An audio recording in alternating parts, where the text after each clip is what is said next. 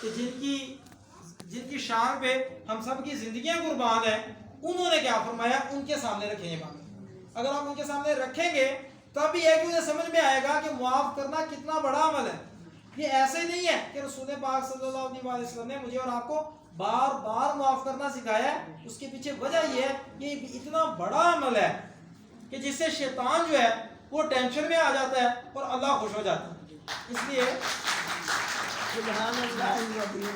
ہم انشاءاللہ اس کے لیے کوشش کریں گے، رابطے میں رہیں اور سلام کرتے رہیں. اور ایک اور بڑا پیارا طریقہ میں بتایا، کھانا کھلانا. آپ نے وہ کانسیپٹ سنا ہوا ہے، وہ کہتے ہیں جی کھانا کھاواں گے پر امریکن سسٹم. سنا ہوا ہے؟ یہ امریکن سسٹم کا کیا مطلب ہے پتہ ہے آپ کو؟ اپنے اپنے پیسے آپ ہی دو گے، کسی اور نہیں دے رہے ہیں. اور وہاں پر تو یہ صورتحال ہے. اب دیکھیں اسلام کا ہم پہ کتنا بڑا احسان ہے کہ یورپ میں اور یہ امریکہ وغیرہ میں یہ کانسیپٹ بڑا عام ہے کہ وہاں پر شوہر اپنی بیوی سے کیا کہہ رہا ہے کہ دیکھو تم بھی اسی گھر میں رہتی ہو، میں بھی اسی گھر میں رہتا ہوں، تو یہ گھر رینٹ کے ہے، تو رینٹ کے پیسے دینے ہیں نا، میں بھی کمائی کروں گا، آدھا رینٹ میں دوں گا، آدھا رینٹ تم دو گی. اب آپ سوچئے ذرا، یہ ہے وہاں پر عورت کی عزت کہ عورت کو کہا جاتا ہے جا تو بھی کما کے دیا، آدھا رینٹ تو دینا. اور یہاں تک ہے کہ اگر کسی ہوٹل میں کھانے کے لیے میاں بیوی گئے ہیں، ابھی میاں بیوی کی بات ہو رہی ہے، تو وہاں پر شوہر اپنی بیوی سے کیا کہتا ہے، تو بھی تو روٹی کھانی ہے نا، آدھے پیسے تو دینے. آپ سوچیں ذرا یہاں پر اگر شوہر صاحب اپنی بیگم کو یہ کہنا شروع کر دیں تو بیگم کی حال کرے گی ہوتا کہ اچھا جی میں نے کہا ایس کر کے کیتا کہ میں اپنے پیسے آپ دوں. جبکہ اسلام کہتا ہے کہ نہیں، آپ اپنی بیگم کو ذرا بھی فورس نہیں کر سکتے کمائی کی. یہ اسلام، اس بیوی پہ سارا خرچہ کرنا ہے تو شوہر نے کرنا ہے، بیٹی پہ خرچہ کرنا ہے تو باپ نے کرنا ہے، بہن پہ جب تک اس کی شادی تو اس کے بھائی کے ذمہ ہے، شادی ہو گئی ہے شوہر کے ذمہ ہے.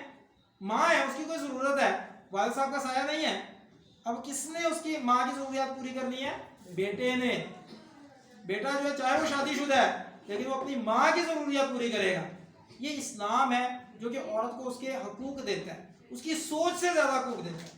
تو میں یہ عرض کر رہا ہوں کہ جو کھانا کھلانا جو ہے اس کا ثواب بھی ملتا ہے. اور خاص طور پہ اگر ہم چاہتے ہیں ہمارے دلوں میں محبت پیدا ہو جائے تو ہم کیا کریں، ہم دوسروں کو کھانا کھلا دیں. دیکھیں آپ کی کوئی فرینڈ ہے، وہ آپ کے گھر آ گئی ہے، کہیں مل گئی ہے، آپ انہیں کچھ نہ کچھ ضرور کھلا پلا دیں. کچھ بھی نہیں ہے نا، انہیں کہ جو بھی ہے تمہارے پاس ٹائم نہیں ہے لیکن جو گھر میں بنا ہے وہی کھا کے جانا، لیکن میں نے ویسے نہیں تمہیں جانے دیتا. یہ کیوں کریں؟ کیونکہ اس سے اللہ خوش ہوتا ہے. اور رسول پاک صلی اللہ علیہ وسلم نے ارشاد فرمایا جس کا مفہوم ہے کہ رسول پاک صلی اللہ علیہ وسلم نے فرمایا کہ جو بندہ، حدیث کا مفہوم ہے کہ جو بندہ خرچ کرتا ہے اللہ کی رضا کے لیے، اللہ اس پر اپنی محبت واجب کر دیتا ہے. جو دوسروں پہ خرچ کرتا ہے اللہ کی رضا کے لیے. اس لیے آپ کوشش کریں کہ آپ اپنا پیسہ خرچ کریں اللہ کی رضا کے لیے ان پہ جو آپ کی بہنیں ہیں، جو آپ کی سہیلیاں ہیں، جو آپ کے رشتہ دار، جو بھی ہو ان پہ خرچ کریں گے اللہ آپ پہ خرچ کرے گا. حدیث کا مفہوم ہے کہ رسول پاک صلی اللہ علیہ وسلم نے ارشاد فرمایا کہ تم خرچ کرو اور اللہ سے تنگی نہ کرو. یہ نہ سوچو کہ اللہ تمہیں پتہ نہیں بعد میں دے گا کہ نہیں، تم خرچ کرو گے اللہ اور دے گا. اور اگر تم روک کے رکھو گے، بچاؤ گے، تو اللہ تمہارا مال تلف کر دے گا. حدیث کا مفہوم ہے کہ روزانہ صبح کے وقت 2 فرشتے اترتے ہیں آسمان سے اللہ کے حکم سے.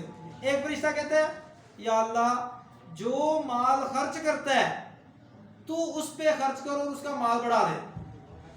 دوسرا فرشتہ کہتا ہے یا اللہ جو روک کے رکھتا ہے، خرچ ہی نہیں کرتا، بچا کے رکھتا جاتا ہے، یا اللہ تو اس کا مال ختم کر دے. 2 فرشتے یہ دعائیں کرتے ہیں. اس کا مطلب ہے مال خرچ کریں گے ہمارا مال اور بڑھے گا. اللہ کی رضا ضائع کرنا نہیں ہے اس کا مطلب. مال خرچ کریں اللہ راضی ہوتا جان، وہاں پہ خرچ کریں. اور اپنے بہن بھائیوں پہ خرچ کریں. آپ کے بھائی ہیں، بعض اوقات بہن بھائیوں میں بھی نا کافی فرکشن ہوتی ہے، تو آپ اپنے بھائی کے ساتھ بھی آپ کے تعلقات بڑے اچھے ہونے چاہیے. اور مجھے پتا ہے کہ یہ زیادہ تر ایسے بھائیوں کی طرف سے ہی ٹینشن ہوتی ہے، بہنوں کو تو اللہ تعالیٰ نے ویسے ہی بڑا نرم دل لیا ہوتا ہے. جیسے میں اکثر جگہ پہ نا وہ ایک مثال دیتا ہوں کہ میری بیٹی ہے، وہ فاطمہ ان کا نام ہے، 8 سال کی ماشاءاللہ ہے. تو وہ مجھے کہتی کہ بابا اگر ہم جنت میں جائیں گے تو جو بھی اللہ سے مانگیں گے اللہ دے گا. میں نے کہا ہاں بیٹا اللہ دے گا انشاءاللہ اللہ دے گا. تو وہ کہتے ہیں اچھا پھر میں اللہ تعالیٰ سے کہوں گی کہ یا اللہ آپ نا سارے جہنمیوں کو نکال کے جنت میں لے آئے. کیسی بات اتنا پیار. اچھا ایک یہ بات کی, ایک اور بات کی, میں اللہ تعالیٰ سے بھی کہوں یا اللہ میری ساری فیملی کو سب سے پہلے جنت میں اکٹھا کر کے. یہ دیکھیں یہ بیٹی کہہ سکتی ہے, بیٹے میں اور بڑے کام نے. وہ کہے گا کہ یا اللہ میں آئی فون کا فلاں ماڈل لب جائے, اسے شاید اتنا کوئی خاص فرق نہیں پڑتا کہ میری بہن اتنے آئے گی کہ نہیں, کیونکہ اس کا تو میں بعض اوقات یہ دیکھتا ہوں بیٹا بھی ہے نا, تو مجھے لگتا ہے کہ وہ بیٹے ذرا نا وہ اس طرح کی سوچ ہوتی ہے, لگ رہا دل کر رہا ہے میں جنت سے جا کے نا اندروں کنڈا لا دوں. میری فیملی بہن سے بالکل نہیں آنی چاہیے تھی. جبکہ اچھا اب ہوا کیا کہ میرا بیٹا ہے, اس کا نام ہے عبدالرحمان, وہ 2 سال بڑا ہے اپنی بہن سے فاطمہ سے. تو اس نے نا میں بتا رہا تھا کہ بہن بھائیوں میں بعض کا اونچ نیچ ہو جاتی ہے, تو وہ نا ذرا آپس میں ذرا اونچ نیچ ہوگی, تنگ کر رہا تھا بہن کو فاطمہ کو. تو فاطمہ کہتی کہ عبدالرحمان باز آ جاؤ ورنہ قیامت والے دن میں نے تمہیں جہنم سے نہیں نکالنا. میں کوئی کتنا پکا پتا کہ انہیں جنت ہی جانا ہے, اور میں نے کہا انہیں یہ کتنا پکا پتا کہ انہیں جہنم ہی جانا ہے. تو اب یہ دیکھیں کہ یہ جو ہے نا یہ بہنوں کو اللہ تعالیٰ نے دل دیا ہوا نرم. تو پلیز آپ ایک تعلق اپنا اچھا قائم کریں اپنے بھائیوں کے ساتھ بھی. اور ایک اور میری گزارش ہے, یہ میں عام طور پہ جمعے کے خطبے میں بھی یہ بات کرتا ہوں, وہاں بھی یہ بات بار بار کرتا ہوں کہ ہمیں ضرورت ہے اپنی بہنوں کو ان کا حصہ دینے کی. ہم بہنوں کا حصہ مارتے ہیں, اور ہماری بہنیں ماشاءاللہ اتنی اچھی ہوتی ہیں کہ وہ اپنا حصہ چھوڑ دیتی ہیں بھائی کے لیے کہ اللہ بھراوا میرا حصہ لے آتے جہنم سے سڑ جا کے. کیونکہ رسول پاک صلی اللہ علیہ وسلم نے فرمایا کہ جس نے کسی کا ایک بالشت بھی زمین کسی کی ناک لی, قیامت والے دن 7 زمینوں کا توق بنا کے اس کی گردن میں ڈالا جائے گا. اب آپ سوچیں ذرا, آپ میری ریکویسٹ ہے اپنا حصہ نہ چھڑیا کرو. وہ کہتے ہیں نہیں میری بہن جو بڑی میری مجھ سے محبت بڑی کرتی ہے, اپنا حق چھین کے لگے.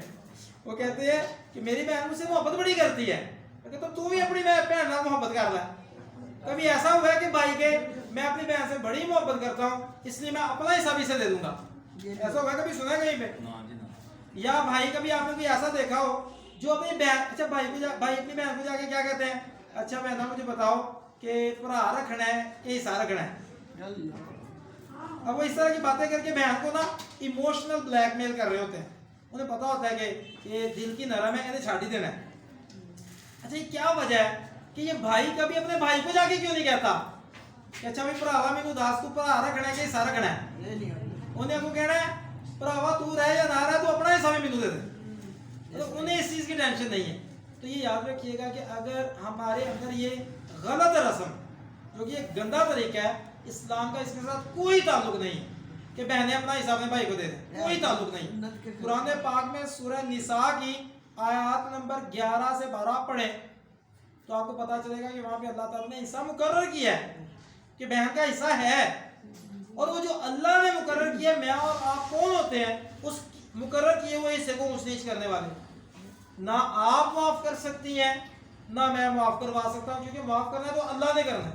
تو خدا را بھائیوں کو بھی یہ بات سمجھائیں, انہیں جا کے سورہ نساء کی آیات نمبر 11 اور 12 پڑھائیں, اور اس کے بعد آیات نمبر 13 اور 14 بھی پڑھائیں. اس میں اللہ تعالیٰ نے یہ بھی بتایا کہ اگر آپ اللہ تعالیٰ کے قوانین میں اونچ نیچ کرو گے نا تو پھر اللہ کیسا عذاب دیں گے. یہ وہ 4 آیات کا پورا رکوع ہے. آپ جا کے پڑھیں اور جا کے اپنے بھائیوں کو بھی پڑھائیں, اپنے والدین کو بھی پڑھائیں, تاکہ اور اپنی بہنوں باقی دوستوں کو بھی سہیلیوں کو بھی پڑھائیں. انہیں پتہ ہو کہ یہ کام ہم نے نہیں کرنا, ہم نے اپنے بھائی پہ اسے حصہ دے کے اسے جہنم کی آگ نہیں دینی. سمجھ آ رہی ہے کہ نہیں آ رہی؟ بھائی اگر وہ ناراض ہوگا نا, یاد رکھنا, تو اگر وہ یہاں پہ ناراض ہو بھی جائے, ہو سکتا ہے اللہ کل کو اس کے دل میں محبت ڈال دے. اور اگلی بات کیا ہے, وہ جنت میں چلا جائے, آپ کو اور کیا چاہیے؟